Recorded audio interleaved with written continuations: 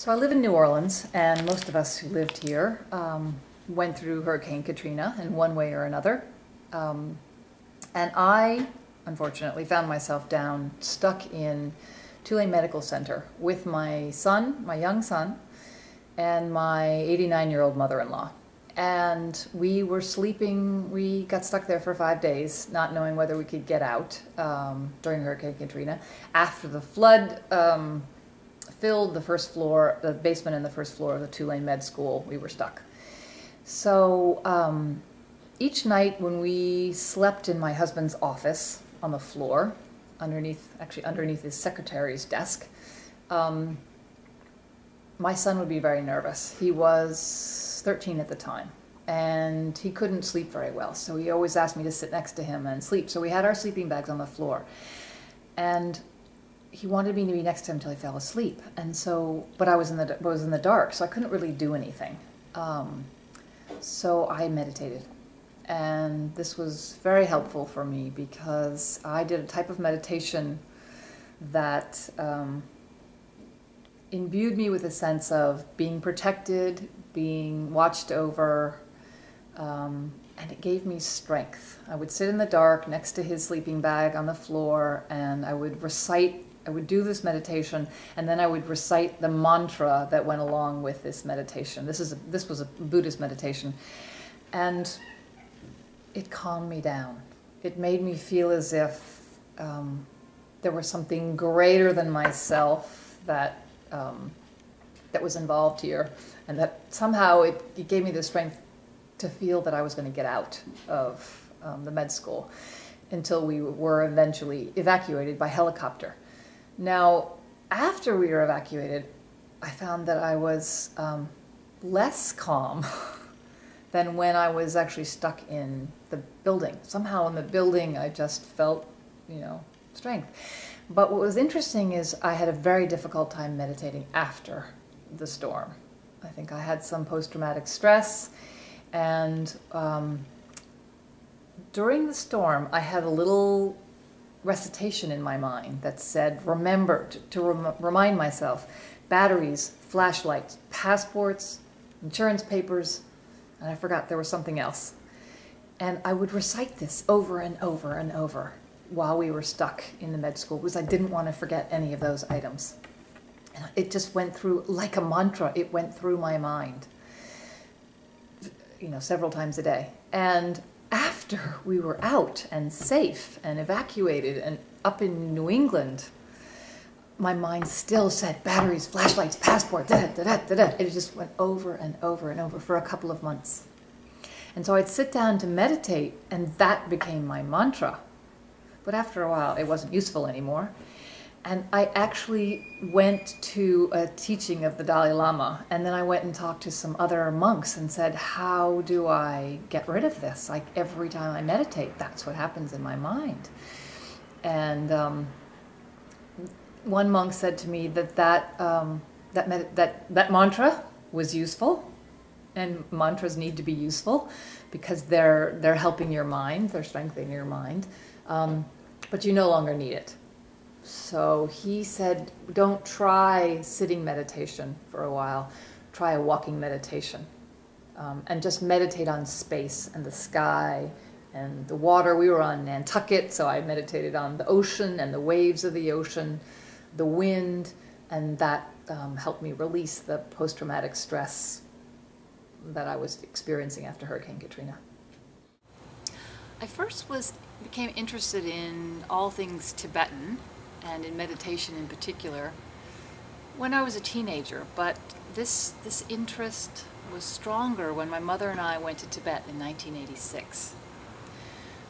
As soon as I reached Lhasa, I don't know, I had this strange feeling that everything there felt familiar, and I wanted to learn everything I could about Tibetan life and culture.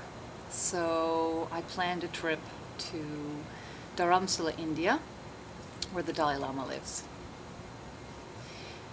When I first got to Dharamsala, I had no idea what I was doing, whom to see, and I had been given the name of a family in Dharamsala, and I knocked on their door. and I didn't know what to expect. They didn't know I was coming. And I met this family, and we became friends over tea, and they invited me to share a room in their house. And suddenly, I was learning a great deal about Tibetan life and culture, and I spent several months that trip living in Dharamsala and meeting Tibetan Buddhist monks, and I was fortunate enough to be able to arrange an audience with His Holiness the Dalai Lama. And before I did that, I decided that I wanted to write a children's book about him. And my first interview with him lasted about, I don't know, maybe 2 hours or so, and I was able to ask him questions about his life. And during that interview, we talked a great deal about children and about teaching children how to meditate, and he gave me what he thought would be a good technique to teach children to meditate.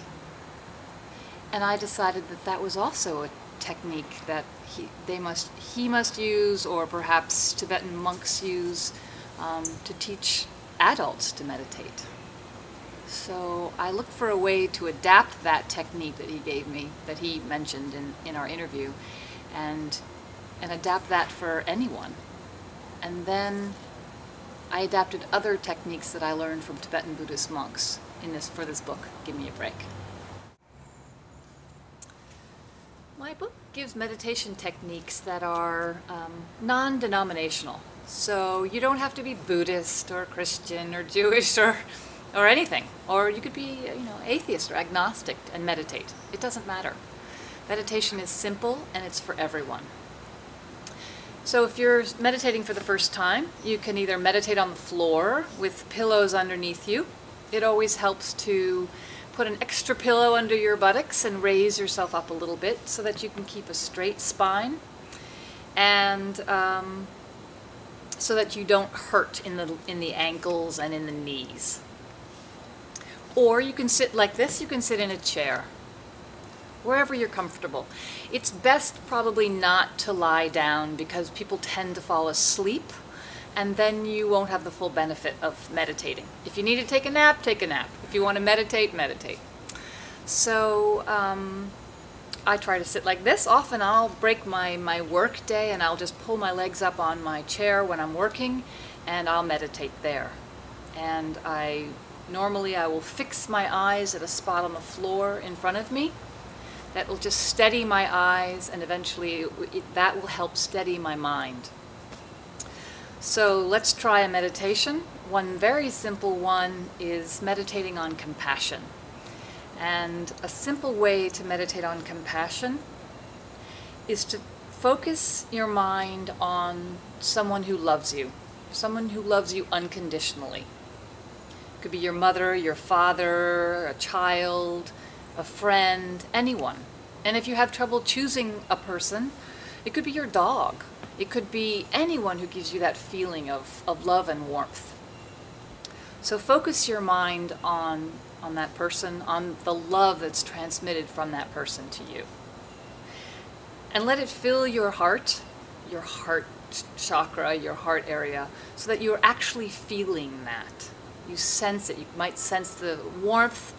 You might sense that it's full feeling. Sit there for a moment and focus on that feeling. And when you're ready, then take that emotion, that feeling, and send it out to all sentient beings, all beings. Imagine that you, in fact, you could be a divine being sending out love, or just you sending out love, but send out that warmth and that love to everyone else. And then focus on that feeling for a while. And when you're ready, then close that meditation. Close it with a sense of gratitude, because then you will carry that sense, that feeling with you for the rest of the day.